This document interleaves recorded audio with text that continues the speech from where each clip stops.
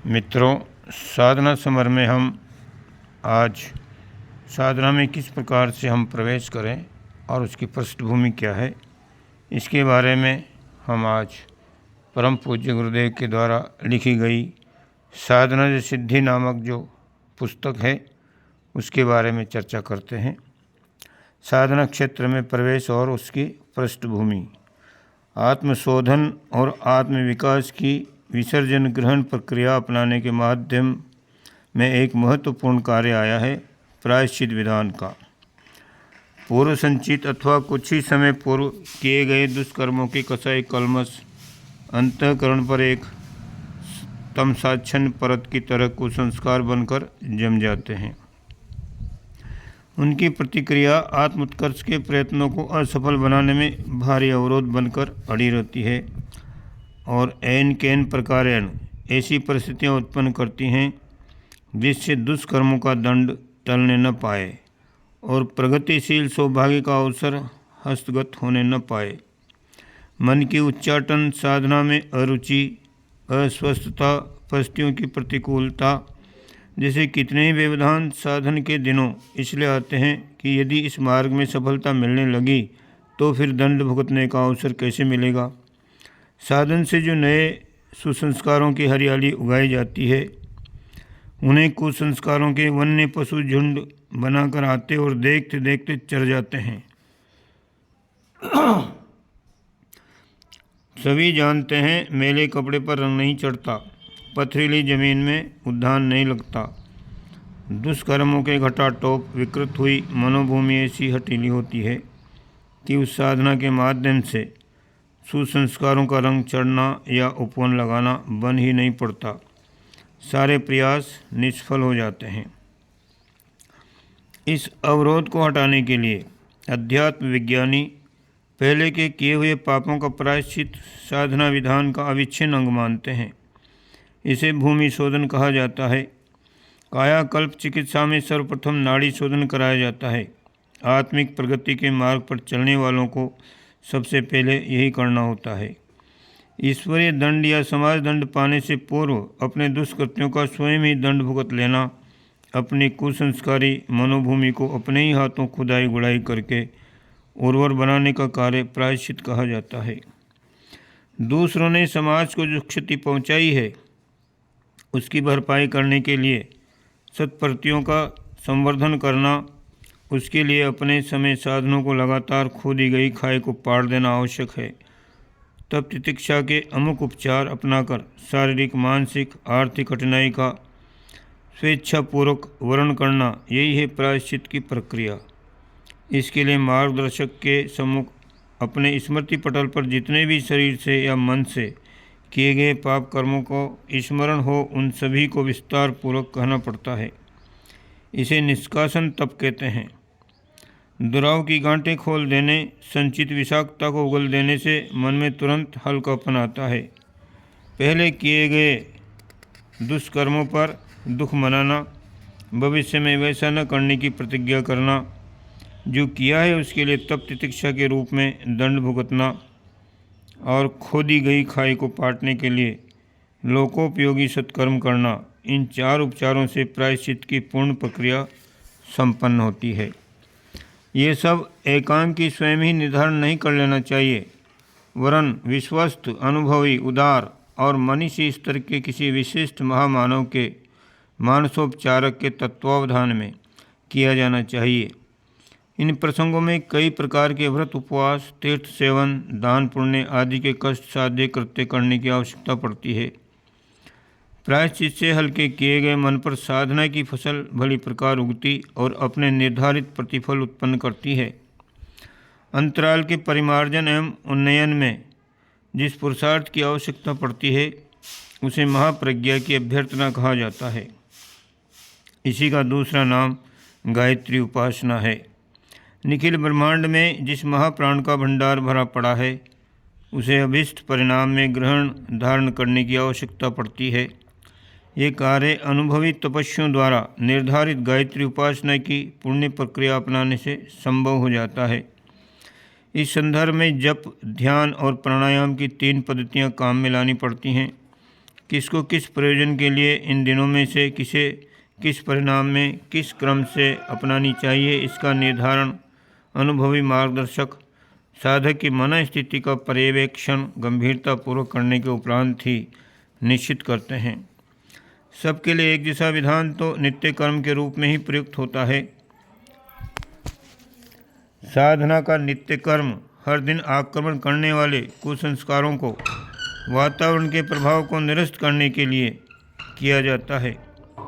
नित्य का स्नान, कपड़े धोना, मंजन करना, कमरे में झाड़ू लगाना, बर्तन मलना आदि जिस तरह हर दिन का सफाई कृत्य माना जाता है, उसी तरह मन क्षेत्र पर मलिनता की परतें न जमने देने के लिए उपासनात्मक नित्य कर्म भी करने होते हैं। विशिष्ट साधना इसके अतिरिक्त है।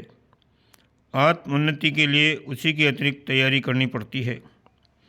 गायत्री जबकि कई विधियां हैं, उसमें कभी कभी कुछ अतिरिक्त बीजांकुर भी सम्मिलित करने पड़ते हैं।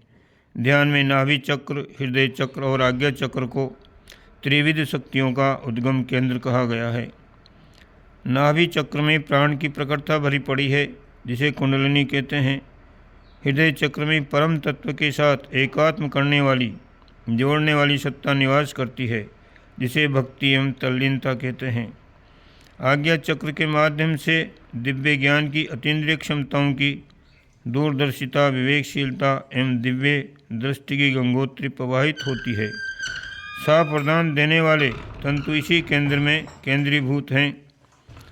त्रिपदा गायत्री इन्हीं 3 दिव्य धाराओं से विनिर्मित होती है और त्रिवेणी कहलाती है।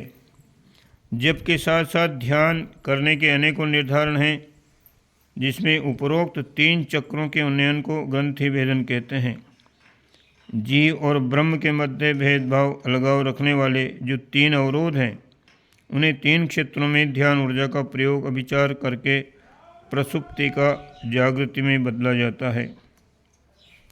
प्रकाशवान छवि माध्यम के द्वारा किए गए ध्यान बिंदु योग के नाम से सूक्ष्म कर्मेंद्रियों के माध्यम से दिव्य ध्वनियों का अभ्यास देने वाली प्रक्रिया को नाद योग के नाम से जाना जाता है।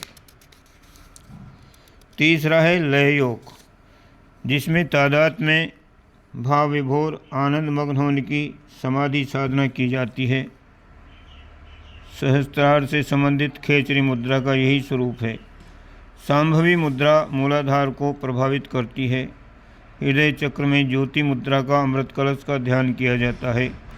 ये सभी प्रयोग गायत्री उपासना के अंतर्गत आते हैं और साधक को सतोगुण प्रधान, रजोगुण प्रधान, तमोगुण प्रधान प्रकृति का पता चलाने के उपरांत निर्धारित किए जाते हैं। नित्य कर्म की साधना तो थोड़े बहुत हेर फेर के साथ सभी के साथ एक जैसी है, किंतु विशेष साधनाएं उसी प्रकार की हैं जैसा कि पहलवानों को अखाड़े का आश्रय लेकर उस्तादों की देख रेख में विशेष प्रकार की कसरतों के माध्यम से करनी पड़ती है। दंगल में कुश्ती पछाड़ने के लिए ये प्रक्रिया अपनानी पड़ती है। इस स्तर तक पहुंचने के लिए मात्र टहलने जैसी हल्की फुल्की कसरतों से काम नहीं चलता। जीवात्मा के 3 शरीर हैं, स्थूल शरीर, सूक्ष्म शरीर और कारण शरीर। इन तीनों को परिष्कृत करने के लिए क्रम से हठ योग की, राजयोग की और लय योग की साधना करनी होती है। इनके अनेकों उपभेद और सम्मिश्रक हैं। औषधि विज्ञान की तरह साधना विज्ञान का भी एक स्वतंत्र शास्त्र है। चिकित्सा उपचार में रोगियों की स्थिति का विशेष रूप से ध्यान रखना होता है। उसी प्रकार श्रेयार्थियों के लिए भी अनुभवी मार्गदर्शक अमुक साधना अथवा कई योग प्रयोजनों का सम्मिश्रण करके ऐसा निर्धारण करते हैं जो अभावों की पूर्ति एवं उलझनों से निवृत्ति करा सकने में समर्थ हो सके। मेरुदंड में प्रवाहित होने वाली त्रिविध शक्ति धाराएं इड़ा, पिंगला और सुषुम्ना के नाम से जानी जाती हैं। किसे किस शरीर को प्रधानता देनी है, किसे किस क्षेत्र में प्रवेश करना है, वे इन्हीं तीनों के साथ अपना तारतम्य बिठाते हैं।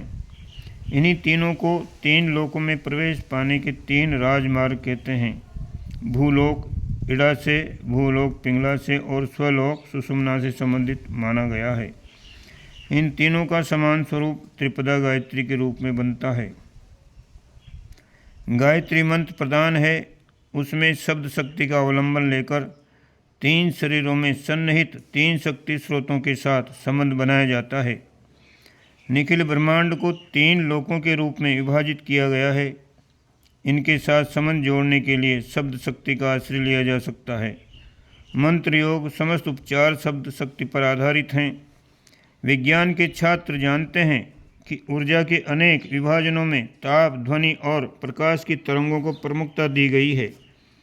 इन 3 का रूपांतर विभिन्न स्तर के परमाणु और जीव कोशों में होता रहता है।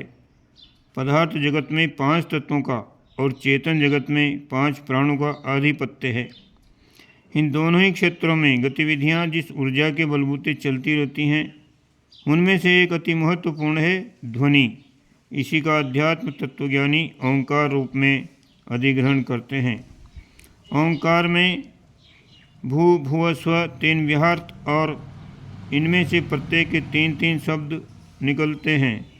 9 शब्द वाला 24 अक्षरों वाली गायत्री का महामंत्र बन जाता है। सामान्यतया इस हंसवाहिनी आदि शक्ति के रूप में सविता के मार्ग, ब्रह्मवर्चस्व में तथा महाप्रज्ञा का ध्यान धारणा में अपनाया गया हृदयंगम किया जाता है। इतने पर भी ये मानकर चलना चाहिए कि गायत्री का तत्वज्ञान और प्रयोग विधान जिस धारा में प्रवाहित होता है कि वह ब्रह्म विद्या शब्द परक है। मंत्र योग का रहस्य यही है। उसकी समस्त व्यवस्था शब्द शास्त्र के अंतर्गत समझी समझाई जा सकती है। आत्मा और परमात्मा के बीच संबंध बनाने के लिए साधनात्मक प्रयोजनों में शब्द शक्ति का ही प्रयोग करना पड़ता है। जप, स्तवन, कथा, मंत्रोच्चार, पाठ, कीर्तन, प्रवचन, आशीर्वाद, अभिचार आदि में शब्द का ही किसी न किसी रूप में प्रयोग होता है। नाद योग के माध्यम से ईश्वरीय संदेश सुनने एवं अदृश्य जगत में चल रही हलचलों की जानकारी प्राप्त करने की बात बनती है। विज्ञान ने प्रकृति के अंतराल से ऐसी ध्वनि तरंगें ढूंढ निकाली हैं जो अब तक के समस्त आविष्कारों की तुलना में अधिक सामर्थ्यवान शक्ति स्रोत उपलब्ध हुआ है। चेतना जगत तथा पदार्थ जगत के दोनों ही क्षेत्रों में उच्च स्तरीय अनुकूलताएं उत्पन्न करने तथा अभीष्ट उपलब्धियां प्राप्त करने के लिए शब्द शक्ति का जो विशेष विनियोग उपचार किया जाता है, उसी को मंत्र कहते हैं। आज यंत्रों की धूम है। उनकी उपयोगिता तथा समर्थता का परिचय सभी को है। भूतकाल में ठीक इसी तरह मंत्र शक्ति का प्रयोग होता है और उसकी प्रभाव शक्ति आज के अति महत्वपूर्ण यंत्रों की तुलना में किसी भी प्रकार कम नहीं थी। मंत्र विद्या को उच्च स्तरीय शब्द विज्ञान कह सकते हैं। मंत्रों के अक्षरों का गठन गुंथन आत्मविज्ञान के पारंगतों ने इस प्रकार किया है कि उनसे साधक की काया में सन्निहित अनेक रहस्य भरे शक्ति संस्थानों का उभार अभिवर्धन होता चला जाता है। गायत्री महाविद्या की उच्च स्तरीय रहस्यमय शब्द शक्ति का ऐसा समावेश है जिसका सिद्धांत एक प्रयोग करने वाला सिद्ध पुरुष स्तर की चमत्कारी सिद्धियों का परिचय दे सकता है। इस प्रकार से ये साधना के बारे में हम किस प्रकार से साधना के अंदर प्रवेश करें, इसको ध्यानपूर्वक समझें। आगे की बात दूसरे अगले वीडियो में करेंगे। इसको निरंतर सुनने के लिए चैनल को सब्सक्राइब करें। ओम शांति।